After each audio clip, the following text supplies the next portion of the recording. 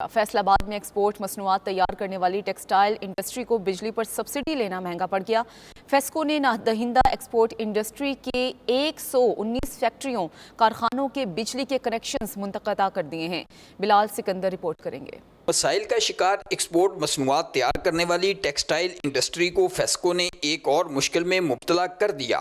فیسکو نے نادہندہ export industry میں 119 فیکٹریوں اور کارخانوں کے بجلی کے کنیکشن منقطع کر دیے ہیں۔ فیسکو نے ریجن بھر میں بجلی سبسڈی کے واجبات ادا نہ کرنے والے مزید 1458 صنعتی صارفین کی لسٹ بھی مرتب کر لی ہے۔ زیرو ریٹڈ انڈسٹری نے بجلی پر سبسڈی ختم ہونے کے بعد 4 ماہ تک سبسڈائز یونٹ پر بجلی بل ادا کیے تھے۔ 4 ماہ تک سبسڈائز بجلی استعمال کرنے والے انڈسٹریل یونٹ سے فیسکو نے واجبات حاصل کرنے ہیں۔ فیسکو کی جانب سے جاری کردہ رپورٹ کے مطابق ایکسپورٹ انڈسٹری سے وابستہ فیکٹریوں اور کارخانوں نے فیسکو کے 80 کروڑ روپے کے بجلی کے بل ادا نہیں کیے۔ فیسکو کے فرسٹ سرکل میں سب سے زیادہ 40 انڈسٹریل یونٹس نے 384 ملین کے بجلی بل ادا نہیں کیے۔